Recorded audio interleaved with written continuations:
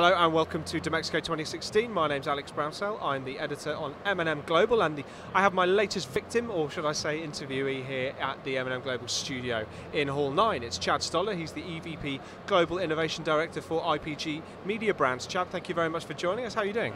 I'm doing great, and I think we're all victims at Dmexco. This show is bigger than it's ever been before, and I feel like I've already logged a few miles today. I know. I keep looking at my step count. I'm really impressed. Yeah, you know, exactly. I'm working off all of the sort of German sausages and potato salad they're kind of providing for lunch. Well, it is Kolsch season too, so don't forget that. Okay, I'll have to. That's a pro tip. Thank you very much. Yeah, no, I'm still learning. But how are you finding the event so far? I love it. Dmexco, for me, we talk a lot about all the conferences that we go to in advertising. And you know, the year always starts off, especially in the United States, where we start off at CES, which is the big show for platforms. And I like to always say it's the place we go to understand what is going to garner attention. Because if all of a sudden a new platform takes off, attention goes with that, and oftentimes it comes at the cost of something else that's more mature, where there are media budgets tied to that. So we have to see where people are going. And then over the course of the year, we move into some various conferences, like whether it's South by Southwest, Mobile World Congress, but we always land in June at Cannes, which is always about creativity and a lot about content. And then we get here, where I believe this was like the last stop on the World Cup, where after this we go for the championships, and then after that we get to take a few months off and regroup. But I love Dmexco ever since the first time I came here, because I felt like this is a place where advertisers and anybody who's part of our ecosystem has a real 100% relevant role. All of those other conferences, we're always a little bit kind of on the outskirts of it. We have a little bit of a role there. And sometimes I feel like we work a little too hard to kind of manufacture some relevance. But here, I could drop anybody, a client, a publisher, an agency lead, or anybody, even a creative, drop them in here and they can have so many different conversations. So I love this show, and I'm so happy that it's getting bigger and bigger and bigger.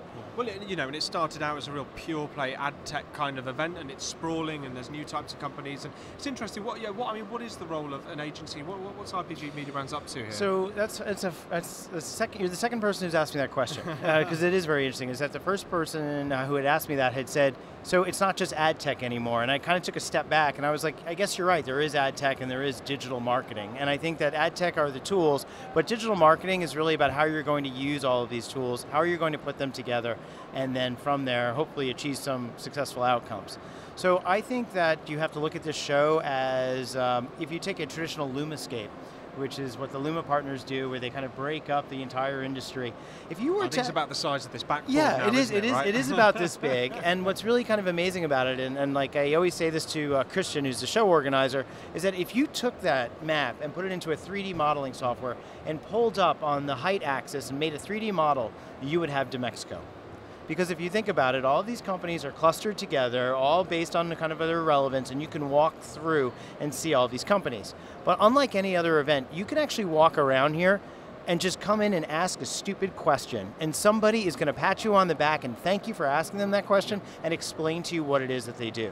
So you have that, and so what's great about Dmexco is that anybody who comes here is going to walk out of here with a really solid understanding of digital marketing, but also they get to ask the questions they might be embarrassed to ask of their agencies, frankly. And you'll also see a lot of agencies asking some embarrassing questions too. Well, no, I'm definitely asking some embarrassing questions over I'm these couple leading of the days. league in asking embarrassing questions. It's just needed, really. But it's an event that you walk around the halls, and there's a lot of exhibitors that are ad tech firms with very natty, interesting kind of mashup names of different jargons, and it's a complex, actually quite intimidating, formidable environment. You know, especially I guess if you're an advertiser trying to work out what all of these companies can potentially do for me, understanding it all. I guess there's a role in that. But what do you think the future is in terms of this becoming mainstream, a mainstream part of marketing, not a kind of novel outpost, if you like? Sure. Well, one thing's for sure is that digital marketing is the new mainstream marketing, right? And now what's happening is that when you look at some of the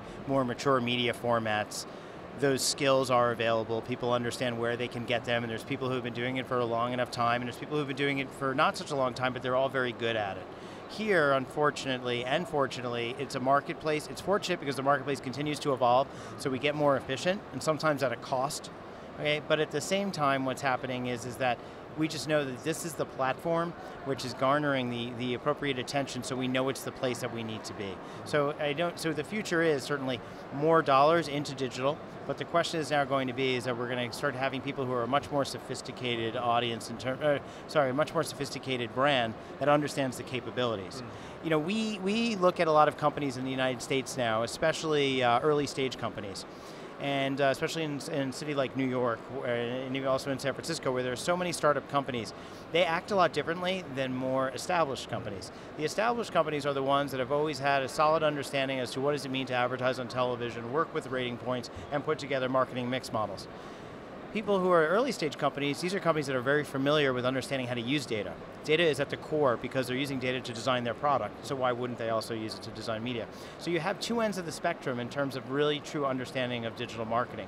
One is that digital is at its core, it defines their product and eventually who their brand is, but then on the other side you have traditional marketers who are learning through digital how they can become a little bit more efficient with the way that they market. Yeah, no, I mean that's an interesting point that I guess you have opposite ends of the budget as well for clients, thinking as a client. Yes. You have, you know, the kind of tactical sort of dollars, and you have the brand dollars. Are the brand dollars at this event yet, do you think? Some are. Some are. You know, I have walked around and I've noticed a couple of clients where I've scratched my head and said, you know what? Good for their agency to get that client to come here, because I think that that's pretty awesome. And then in some cases, so I have seen a lot of brand clients, especially ones from the US, and that makes me very happy. But I will say that from a European client base, we're seeing everything. We're seeing the brand marketers, we're seeing the product marketers. We're also seeing a lot of people here that aren't necessarily traditional forward-facing consumer marketers, but there are people here who are looking, they could be performance marketers. There's also people here that are looking for lots of different ad and data products. This is an incredible shopping bazaar. Like if you're in the market right now where you're about to lead, let's say you're in stage 2 of defining like what your DMP strategy is, you have to be here because you can shoot all of these fish in one barrel. I mean, they're all here.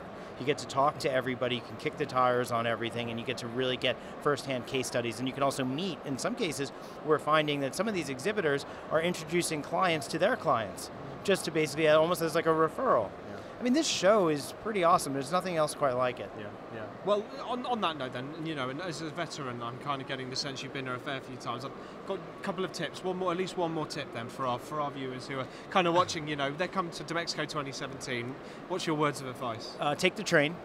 Okay, that's a good one. Or you can walk, but but take the train. But that is probably my proest tip. And then after that, it's always, you know, wear sneakers because you're gonna do a lot of walking. But more importantly, you know, you could have, you know what? That's how you learn. It's half the battle. But when it comes to other types of things, I think that Dmexco has sessions that are actually very well put together. And you know, one thing that I believe is a little complicated is that there's so many different halls and you do have to find and navigate your way around.